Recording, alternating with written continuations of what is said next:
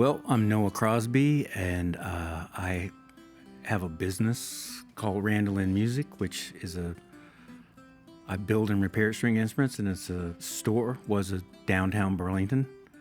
I was downtown Burlington for 26 years, and owned Randolin downtown for 10 years. Now I've moved everything to Shelburne for a number of reasons. Makes my life easier because now everything's in my house, and I walk a few dozen yards instead of miles coming back and forth. And I'm also a Zen Buddhist priest at the Vermont Zen Center, and I'm, I guess, the official leader of Los Sóngoros, which is a Cuban and Brazilian music group. Wow. What's most of your time? What do you spend most of your time doing out of all that stuff? Actually, it's pretty split up. Like I practice and investigate and study Cuban music and Brazilian music, mostly Cuban music, every day. And I work as a luthier and selling stuff too, but mostly as a luthier every day. And I'm at the Zen Center every day. I get up at 5 o'clock every morning and go and meditate and help lead those. And they're multiple nights a week. And so, yeah, that's my time. That's great. I gotta make sure my phone is on silent. Oh, that's a good idea too. Whoops. I meant to do that. Fantastic. Yeah. How did you get into Cuban and Brazilian music? Brazilian music, I've actually been playing. I mean, I started playing music at the age of 5. My mother was a musician and pianist and vocalist, doing everything from church music to Broadway and popular music. And so I started on piano and singing at the age of 5. I read musical notes before I knew how to read books. And so Brazilian music I started investigating probably 35 plus years ago, but from a jazz point of view. So it wasn't really, I mean, listening to roots Brazilian music, but not playing it from a jazz point of view more, which is, some jazz players might say, well, that's still Brazilian music, but it's actually not, Is that like in terms of... well, it's the rhythms. Okay. It's the rhythms, not the improvisation, but it's the rhythms, because, and that's what happened with Cuban music, because there's a lot of rhythms going on in Brazilian music and in Cuban music, and it's Afrocentric. So even though jazz is technically Afrocentric, it's not Afrocentric in a roots way. So, with in a roots way? Sorry. Well, in a roots way, in that you literally are playing. There are multiple rhythms going on in Brazilian and in Cuban music. It's not just 1, 2, 3, 4, or 1 and 2, and there is the clave. The clave is central to Cuban music, and that was one thing many years ago. Is that a percussion instrument? Yeah, it's like this. So clave. It's a percussion instrument, but it's a time thing. Okay. So the clave, instead of normally you would even in jazz music, which is in many ways it's Euro and Afrocentric. So you just go 1, 2, 3, 4, 1, 2. But with a clave, it's either 2, 3 or 3, 2. It's in the same measure or meter as 2, 4, for instance, but the accenting is different. Or 2, 3. And then you go into rumba, which has a hiccup before the 3 to do 2. So you can barely, and it makes it danceable, like immediately. Exactly. That's what makes it danceable. You're like, I gotta start moving here. That's what makes it danceable. And Ramiro and I had a little salsa group we tried to put together probably about 13, 14 years ago.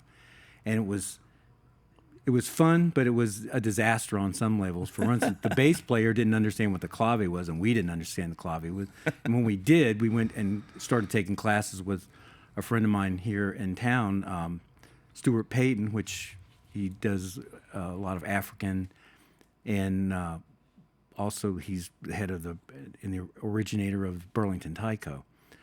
So once we learned that, what we didn't know even at that time was how important the bass was and how that played off the clave. And so trying to Like with it, like that same kind of pattern, or yeah, is it it has a lot to do with the clave as opposed to just counting, off the chord. And it was impossible for us to teach the bass player that we had at the time, and it ended up being a bit of a disaster in some ways. I can imagine that people are just used to that, like that classical, like American music, where it's just like you get that 4/4. Here's an interesting thing that we didn't know at the time. For instance, one of the songs we learned, which we still do now, but with the clave, was Chan Chan, which is a very famous song. Yeah. But what we didn't know was that on the Buena Vista Social Club version, that there actually is no clave, because Ry Cooder's son was playing with the guys, and for some reason they decided not to teach him how to play the clave, and so they didn't play the clave, and it changes it very subtly. Whereas if you listen to two versions side by side, you would probably notice it, but in the original version it sounds great, but there's no clave there. And there's nothing there, so there's not that underlying There's drive. not that underlying Because it kind of cuts through with that. well, yeah, which with the tres, for instance, that which is this instrument,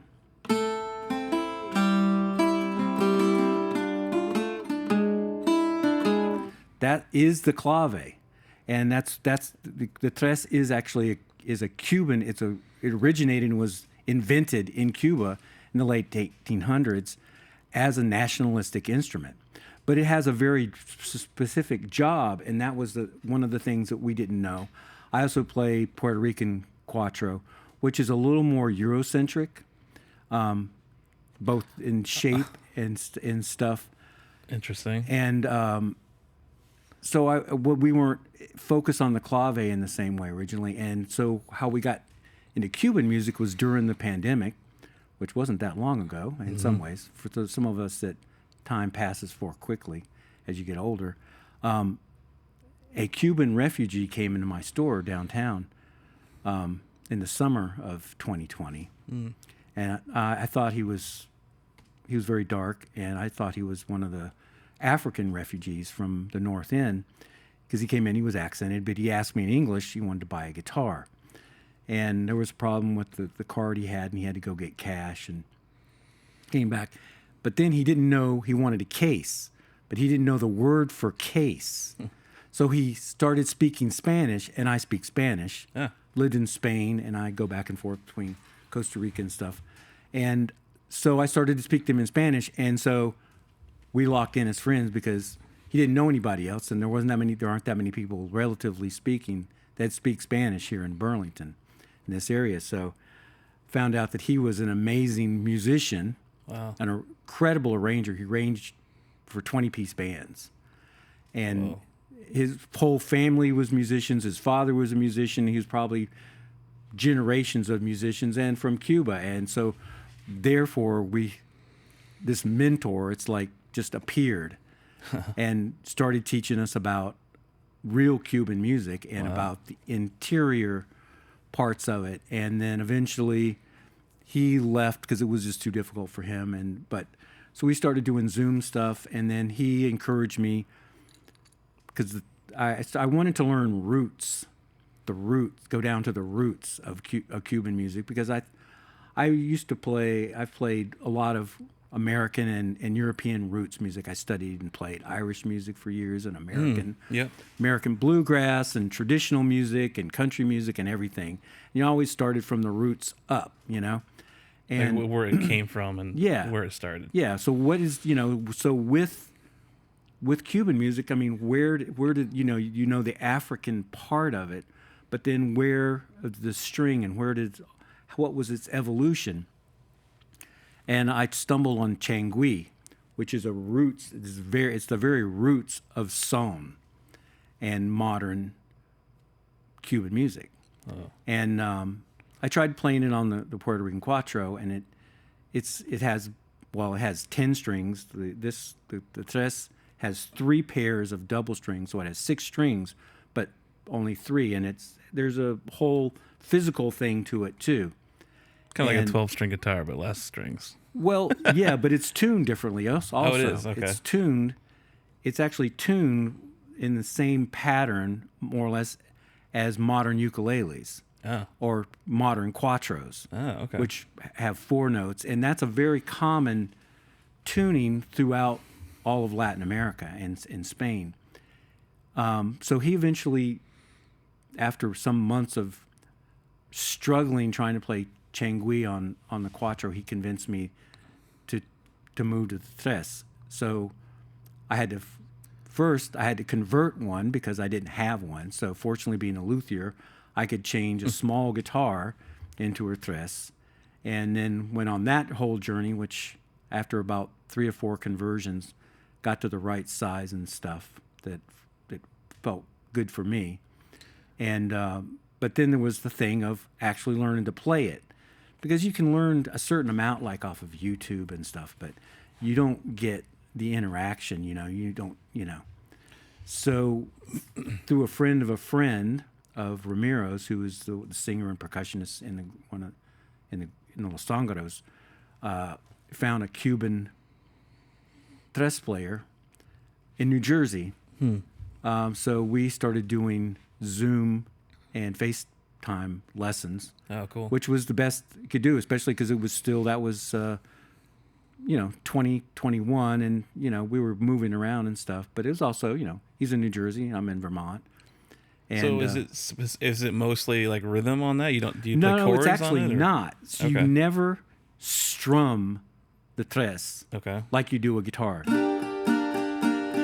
You'd never do that. It's more arpeggiated, and it's very percussion. So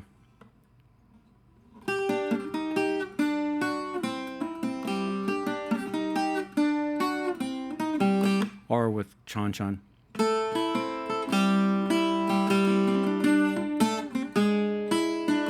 It's not. All right. So it makes a big difference. And the tres is really the roots. In fact, modern son, salsa, Cuban piano players, their playing style is actually based on the tres. Oh, wow. So, for instance, if we had a piano here, I could show you. So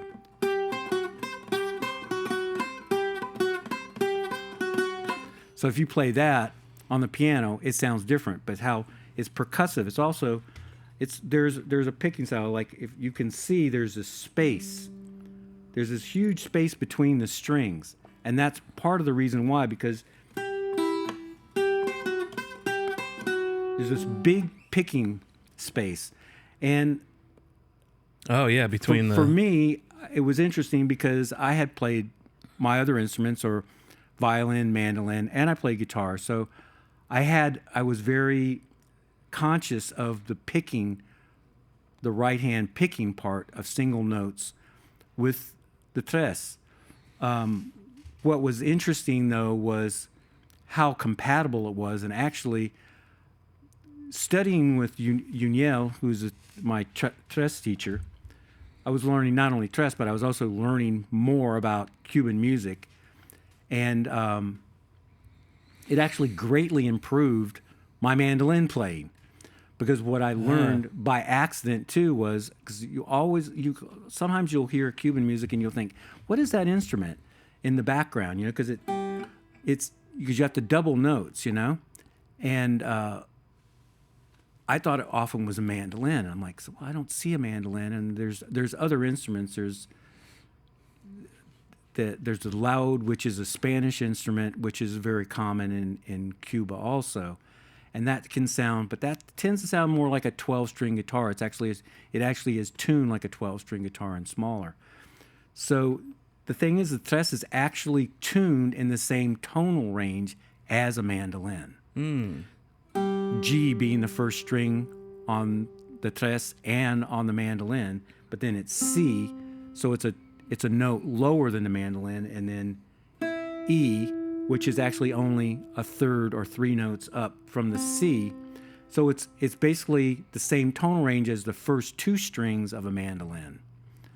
In fact, I tried to make what I thought was going to be a soprano tres, and then I realized, I do use it as a travel tres especially for getting on airplanes. It's easier to carry a smaller instrument.